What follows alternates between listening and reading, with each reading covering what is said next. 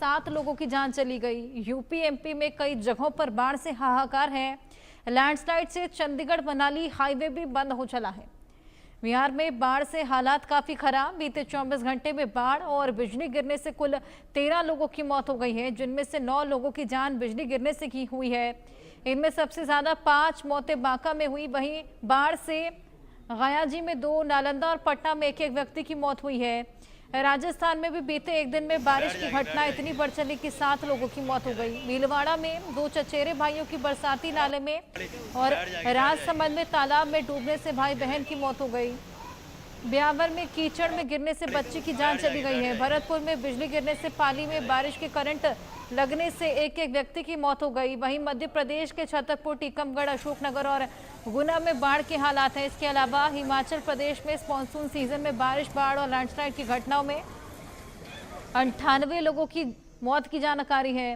मंडी में चंडीगढ़ मनाली हाईवे एक बार फिर से लैंडस्लाइड के चलते बंद हो गया है। वहीं उत्तर प्रदेश में बाढ़ ओवरफ्लो होने लगे हैं। बाढ़ से हाहाकार है। कुदरत का कोहराम देखने को मिल रहा है। चाहे पहाड़ हो चाहे मैदान, हर जगह लोगों की जान खतरे में है। कई लोग अपनी जान गंवा चुके हैं। एक तरफ जहां गर्मी से राहत मिली, लेकिन उसके बावजूद यहां पर खासा क्षति पहुंची है इस बारिश के मौसम की वजह से।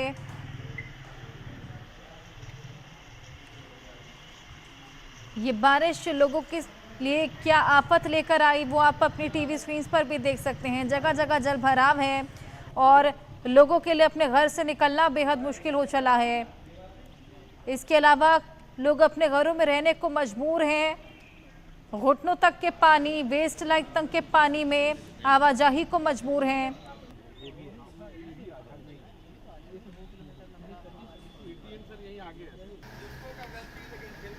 ये साफ बताता है कि इस बार मॉनसून किस तरीके से कहर बन के लोगों पर बरपा है।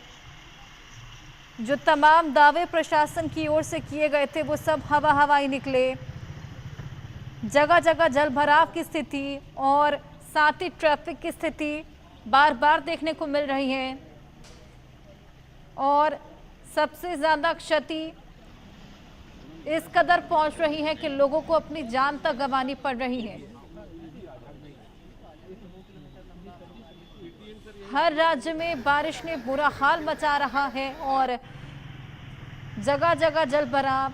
ये देखिए किस तरीके से ये सड़कें समंदर में तब्दील हो चली हैं। नदी नाले उफान पर हैं, सहायक नदियां उफान पर हैं, जलस्तर बढ़ा हुआ है, विकराल रूप धारण कर लिया है और इसी वजह से बेहद ज़्यादा परेशानी लोगों को झेलनी पड़ रही है।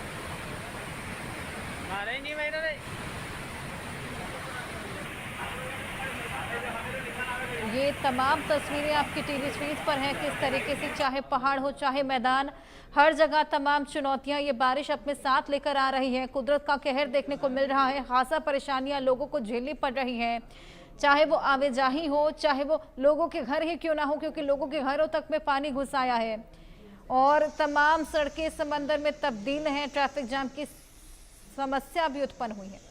हमारे सहयोगी अलग अलग जगहों से हमारे साथ जुड़ गए हैं, उनके पास चलेंगे और जानने की कोशिश करेंगे कि क्या कुछ परेशानियां लोगों को इस बारिश के चलते झेलनी पड़ रही हैं।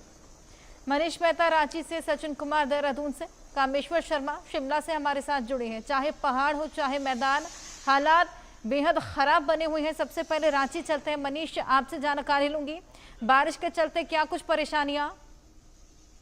देखिए हर्षा, आज मौसम विभाग की तरफ से 3 तरह के अलर्ट झारखंड के अलग अलग जिलों के लिए जारी किए गए हैं। सबसे पहले रेड अलर्ट है, जो कि कोलान प्रमंडल के लिए, जिसमें जमशेदपुर, सरायकेला और चाईबासा जिला आते हैं। इन तीनों जिलों को लेकर के हाई अलर्ट, रेड अलर्ट जारी किया गया है और मौसम विभाग का ये भी मानना है कि आज भारी से भारी बारिश जो है इन 3 जिलों में हो सकती है।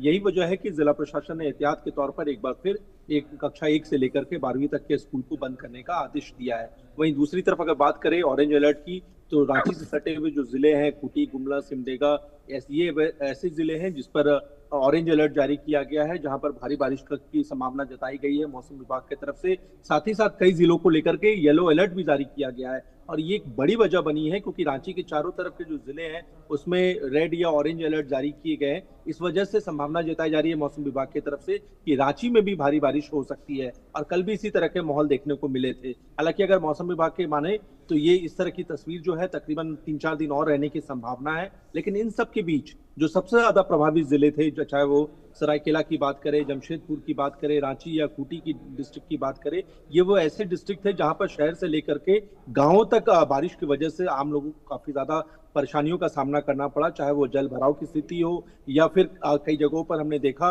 कि बड़े पैमाने पर रेस्क्यू ऑपरेशन चलाने पड़े, चाहे स्कूल से बच्चों को 162 बच्चे जो फंसे थे उनको रेस्क्यू कराने की स्थिति उत्पन्न हो गई थी। यही वजह है कि इन तमाम तस्वीरों को देखते हुए, इन तमाम एक्सपीरियंस को देखते हुए जिला प्रशासन ने इस बार एहतियात के तौर पर जो है पहले ही जो रेड अलर्ट वाले जो जिले हैं वहां पर जो स्कूलों में छुट्टी कर दी है। इन सब के बीच इसका एक और इम्पैक्ट जो है वो देखने को मिल रहा है, चाहे अलग अलग डिस्ट्रिक्ट से जो तस्वीरें आ रही हैं या जो खबरें आ रही हैं वो ये कि थंडरिंग की वजह से भी झारखंड में बड़े पैमाने पर लोगों की मौत हुई है। कल तक अगर हम बात करें तो तकरीबन 13 से 14 लोगों की मौत की खबर आई थी। हालांकि अभी तक आपदा विभाग की तरफ से इस पर ऑफिशियल कंफर्मेशन जो है हर्षा नहीं दी गई है। लेकिन इन सब के बीच एक और तस्वीर सामने आ रही है, वो ये कि जो कच्चे मकान है, चाहे वो रांची की बात करें या जामताड़ा की बात करें या अलग अलग डिस्ट्रिक्ट्स की बात कर रहे हैं, वहां पर जो कच्चे मकान है भारी बारिश की वजह से वहां पर उसमें हादसे हो रहे हैं, वो घर जो है कोलैप्स हो रहा है और उसमें लोगों की मौत भी हो रही है। जैसे हमने रांची और जामताड़ा की खबर भी दिखाई थी जहां पर लोग कच्चे मकान में दब करके मर गए बारिश की वजह से। इसके अलावा एक और इम्पैक्ट है जो सबसे ज्यादा हो रहा है, वो हर एक आम आदमी पर पड़ रहा है। उसका असर सब वो ये है हर्षा कि रांची और आसपास के इलाकों में बड़े पैमाने पर सब्जियों की खेती होती है और ये सब्जियां सिर्फ झारखंड नहीं बल्कि आस पड़ोस के जो राज्य है वहां भी सप्लाई की जाते हैं। तो इनको भी बहुत बड़ा नुकसान हुआ है और इसके कारण जो है सब्जियों के दाम में भी जो काफी भारी उछाल आया है। जी बिल्कुल, खासा नुकसान रांची में भी देखा जा रहा है। देहरादून चलेंगे, सचिन आपसे जानकारी लेंगे क्या कुछ हालात वहां पर बारिश की वजह से और फिलहाल मौसम कैसा है, फिलहाल क्या अलर्ट जारी है, अब भी और ज्यादा बारिश वहां पर देखने को मिलेगी? देखिए, ऐसा ज्यादा मौसम की अगर बात करी जाए, मैं आपको मौसम की अपडेट बताना चाहूंगा।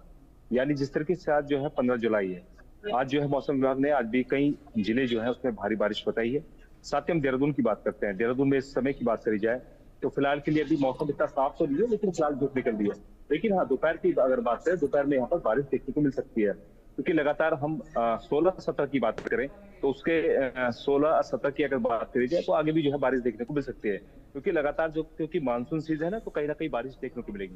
लेकिन सबसे बड़ी बात यह है कि जिस तरीके से हम कल की बात करें, यानी कल देर रात में जिस तरीके से लैंड स्लाइडिंग होता है, वहां पर कुछ लोगों के जो है वो घायल हो जाते हैं, तो कुल मिला के कहा जा सकता है कि जगह जगह जो है बारिश से कहीं ना कहीं नुकसान भी देखने को मिल रहा है। वही नदियों की अगर बात करी जाए, जिस तरीके से गंगा नदी की बात करी जाए, क्योंकि अलकनंदा जो अलकनंदा नदी है, मंदाकिनी नदी है, तो कहीं ना कहीं जिस तरीके से भारी वेग में, यानी जिस तरीके से उनका जल जो है मैदानी क्षेत्रों में जा रहा है, तो कहीं ना कहीं नुकसान भी देखा जा रहा है। लेकिन जहां तक बात करें, हम बात करते हैं आपदा की, अगर जिस तरीके से कहीं ना कहीं अगर आपदा आती है तो किस तरीके से सरकार उसको निपटेगी, यानी पूर्ण रूप से उत्तराखंड सरकार की तैयारी है।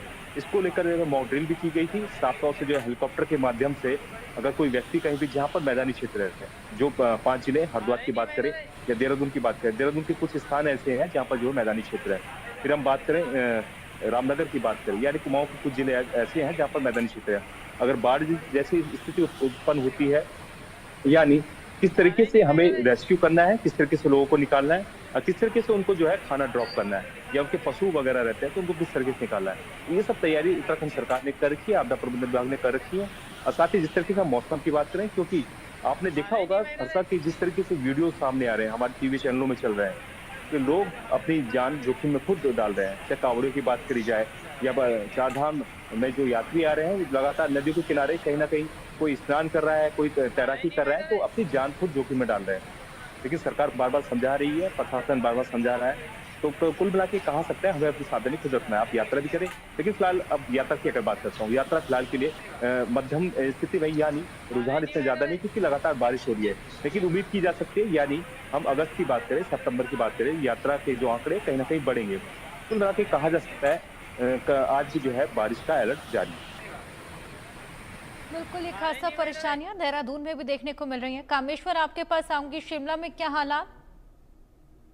जी, हर्षा देखा जाए जिस तरीके से लगातार जो राजधानी शिमला में बीते दिन भी मूसलाधार वर्षा देखने को मिली, जबकि आज भी आईएमडी ने 3 जिला के लिए ऑरेंज अलर्ट जारी किया गया है, जिसमें जिला शिमला, सोलन और सिरमौर है। ऐसे में जो देखा जा रहा है प्रदेश में लगातार जो 1 सप्ताह से भारी वर्षा हो रही है, तबाही अत्यधिक देखने को मिली है। अगर देखा जाए 14 जो जुलाई तक इस समय तक प्रदेश में 105 लोगों ने अपनी जानें इस मानसून सीजन में गंवाई है, और जबकि 787 से अधिक जो सरकारी और निजी संपत्ति का नुकसान हुआ है। जगह जगह पर जो लैंडस्लाइड की जो समस्या है वो उत्पन्न हो रही है। खासकर हम नेशनल हाईवे की बात करें, चंडीगढ़ शिमला या चंडीगढ़ मनाली, जगह जगह पर लैंडस्लाइड हो रहा है।